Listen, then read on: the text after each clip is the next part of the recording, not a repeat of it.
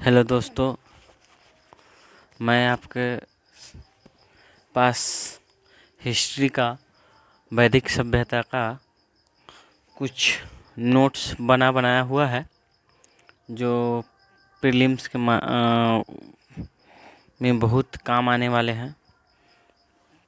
जैसे प्रीलिम्स उपयोगी होंगे ये, वैसे तो मेंस में भी आ जाते हैं, काम आ जाएंगे, कुछ फैक्ट है, लेकिन प्रीलिम्स उपयोगी ज़्यादा होंगे।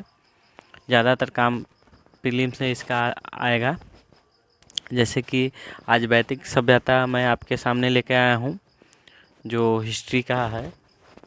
जो तो शुरू करते हैं हम कि वैदिक सभ्यता जो है 1500 ईस्वी पूर्व से 600 ईस्वी पूर्व तक था। कब था वैदिक सभ्यता? 1500 ईस्वी पूर्व से 600 ईस्वी पूर्व तक था। पहला है कि ऋग्वैदिक काल। तो ऋग्वैदिक काल, उसमें भी जो है ऋग्वैदिक काल पहले था, उसके बाद उत्तर वैदिक काल आया था। तो ऋग्वैदिक काल कब कब से कब था? तो ऋग्वैदिक काल 1500 ईसा पूर्व से लेकर के 1000 ईसा पूर्व तक था। ऋग्वैदिक काल था, जिसमें था ऋग्वैदिक काल में जो ऋग्वेद का उसमें रचना किया गया था। ऐसा कहा जा रहा है कि विश्वामित्र के द्वारा किया गया है। इसमें देख रहे हैं ऋग्वैदिक काल जो है 1500 ईसा पूर्व से 1000 ईसा पूर्व तक है। प्राचीनतम पुस्तक है, और इसमें ऋग्वेद में ब्राह्मण, त्रे ब्राह्मण और कौशिकी थे। पहली बार जो है चातुर्वर्ण्य, दास प्रथा, विवाह, राज, पंचायत, इस सब का इसमें उल्लेख किया गया था। और उसके बाद है कि धार्मिक कर्मकांड भी इसमें हुआ था। जो पाठ करता है वो होतु पाठ करता है। ऋचाओं को पढ़ने वाला जिनको बोलते हैं, जो होतु हैं, जो ऋचाओं के पढ़ने वाला थे, जो पाठ करता थे, जैसे ऋग्वेद का जो पाठ करते थे वो थे। उसके बाद है कि 1028 सूक्त है इसमें। उसके बाद 10 मंडल हैं। इसमें सबसे महत्वपूर्ण जो है कि ऋग्वैदिक काल में जो है 10 मंडल हैं। उसमें से कुछ मंडल जो हैं बहुत महत्वपूर्ण है, और ये डायरेक्ट बोर्ड में पूछ लेते हैं, वो लोग डायरेक्ट एग्जाम में पूछ लेते हैं। जैसे कि तीसरा मंडल है, इसमें गायत्री मंत्र है। तीसरा मंडल में गायत्री मंत्र आता है, जो समर्पित है सूर्य भगवान को। लेखक है विश्वामित्र। लेखक जो है विश्वामित्र है, जो तीसरा मंडल में है। क्या है? गायत्री मंत्र है। उसके बाद है कि एक नौवां मंडल है। तो नौवां मंडल जो है सोम का वर्णन है नौवां मंडल में, ये भी पूछ लेते हैं। उसके बाद है सातवें मंडल है। सातवें मंडल में जो है 10 राज्य युद्ध है। 10 राज्य युद्ध का मतलब होता है कि 10 राजाओं के बीच जो युद्ध हुआ था वो है, उसमें 10 राज्य युद्ध बोला जाता है। जैसे कि पुरुषनी के तट पर हुआ था, पुरुषनी नदी जो था उसके तट पे हुआ था। कारण था कि समुदाय के द्वारा विश्वामित्र को राजा के समुदाय द्वारा, मतलब राजा के समुदाय द्वारा विश्वामित्र को हटा करके वशिष्ठ को कुल पुरोहित बनाना। इसका 10 राज्य युद्ध का कारण जो था, विश्वामित्र को पुरोहित, राजाओं के द्वारा पुरोहित के पद से विश्वामित्र को हटा करके, और वो क्या किया कि वशिष्ठ को पुरोहित बना दिया गया। इसके लिए ये युद्ध हुआ था। और युद्ध जो है भरत कबीले के राजा करते थे, जिनके उसका नाम भरत था, जिनके ही नाम पे वो भरत कबीला नाम पड़ा था।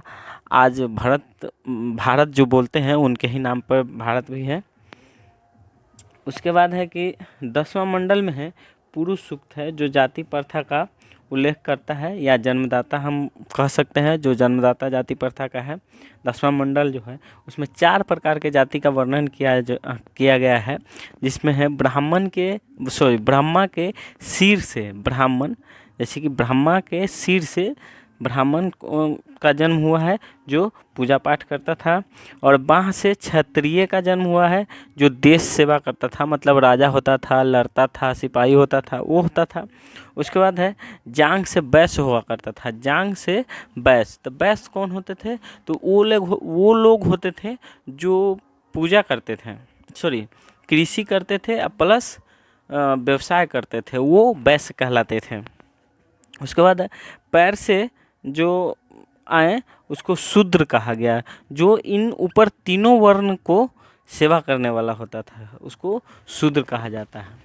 उसके बाद है, अब हम उत्तर वैदिक काल में आते हैं। तो उत्तर वैदिक काल जो है 1000 ईसा पूर्व से लेकर के 600 ईसा पूर्व तक आता है। और यह जो उत्तर वैदिक काल जो है, कृषि का महत्व इसमें सबसे अधिक कृषि का महत्व था। कृषि का महत्व जो है उत्तर का वैदिक काल में सबसे अधिक था। पहला है वैदिक काल का जो आयुर्वेद है, पहला मतलब 3 ग्रंथ इसमें है।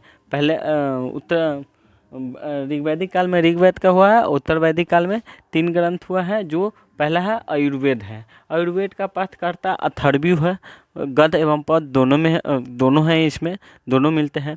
ब्राह्मण जो है कौन है, तैत्तिरीय ब्राह्मण है, और उसके बाद शतपथ ब्राह्मण है, यानी कि 2 है ब्राह्मण है। उसके बाद शतपथ ब्राह्मण में 2 लख है। पुनर्जन्म के सिद्धांत पर सर्वप्रथम उल्लेख किया गया है, पुनर्जन्म के सिद्धांत पर उल्लेख किया गया है।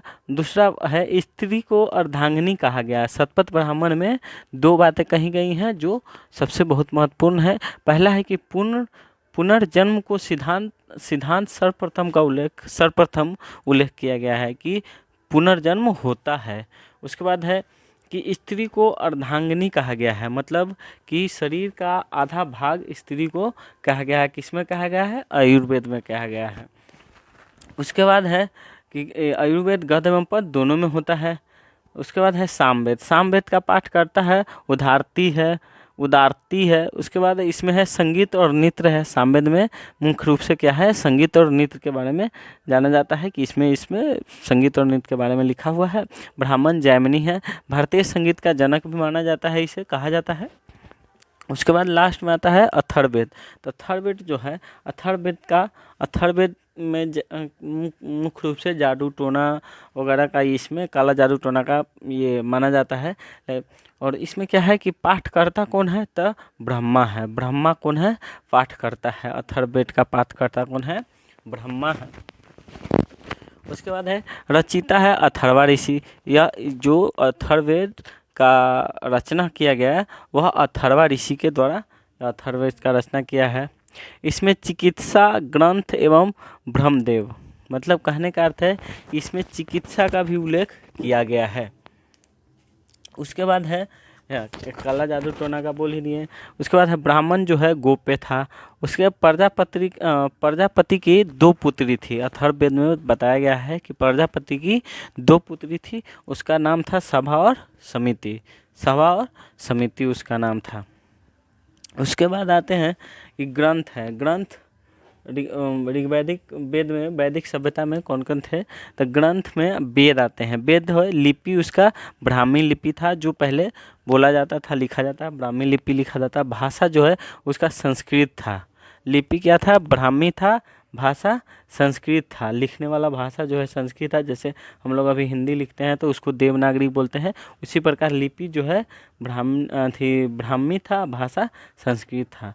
अब यह जो इसका विकास जो है, पुराण का जो विकास हुआ है 300 ईस्वी पूर्व से लेकर के 300 ईस्वी तक ले जो है यह है।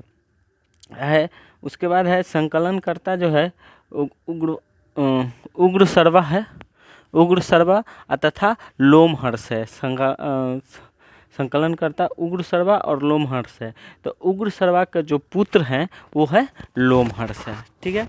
उसके बाद है कि आश्रम है। तो इसमें जो आश्रम आते हैं 4 आश्रम आते हैं मुख्य रूप से। कितने आते हैं, 4 आश्रम आते हैं। कौन कौन से आते हैं, ब्रह्मचर्य आते हैं, गृहस्थ आते हैं, वानप्रस्थ आते हैं, संन्यास आते हैं। ये 4 आश्रम आते हैं।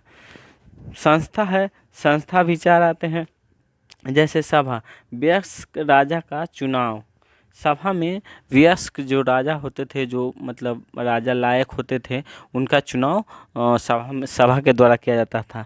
समिति, राजा को सलाह देना। समिति का जो काम था राजा के सलाह देना था। उसके बाद है विदाय जो है, विदाय के अंदर जो है बच्चे बूढ़े सभी आते थे। समन है। समन का मतलब हो गया कि खेल प्रतियोगिता की आयोजन करना, यानी कि समन एक संस्था था जिसका जो है खेल प्रतियोगिता का समायोजन करना था। ये सारी संस्था जो 4 हैं, इसका संस्था का नाम है विदत। एक संस्था था जिसमें बच्चा और बूढ़े सब आते थे अपना जो भी हो करते थे। उसके बाद है वैदिक सभ्यता। वैदिक सभ्यता में जो है कहा गया है कि यह कितने प्रकार के, जैसे विवाह 8 प्रकार के होते थे। कितने? वैदिक सभ्यता में विवाह 8 प्रकार के होते थे, संस्था 4 प्रकार के होते थे, दर्शन 6 प्रकार के होते थे, आश्रम 4 प्रकार के होते थे। जैसे आश्रम समझ गए ना, 4 प्रकार के होते थे, ये ब्रह्मचर्य आश्रम, गृहस्थ, वानप्रस्थ, ये संन्यास हो गया। उसके बाद संस्था हो गया, तो संस्था ये सभा समिति विदत समन ये हो गया। तो इसी का जो है प्रकार है। विवाह भी जो है 8 प्रकार के होते थे। उसके बाद है दर्शन 6 प्रकार के, आश्रम 4 प्रकार के, संस्कार 16 प्रकार के होते थे। संस्कार जो होता था वह 16 प्रकार के होता था। उसके बाद है पुरुषार्थ जो है 4 प्रकार के होते थे, वेदांग 6 प्रकार के होते थे। वेदांग 6 प्रकार के होते थे। इसमें विवाह का भी उल्लेख किया गया है कि ब्राह्मण, दैव, आर्ष, प्रजापत्य, असुर, गंधर्व, राक्षस, 50 ये जो है विवाह का मतलब ये लोग थे। जो इसमें ऊपर के शास्त्रों में मान्यता प्राप्त है, पहले 3 वर्णों में होती थी, यानी कि 3 वर्ण जो ऊपर का है उसमें किसी से किसी का शादी हो जाता था, लेकिन नीचे का जो है शास्त्रों में मान्यता प्राप्त नहीं था।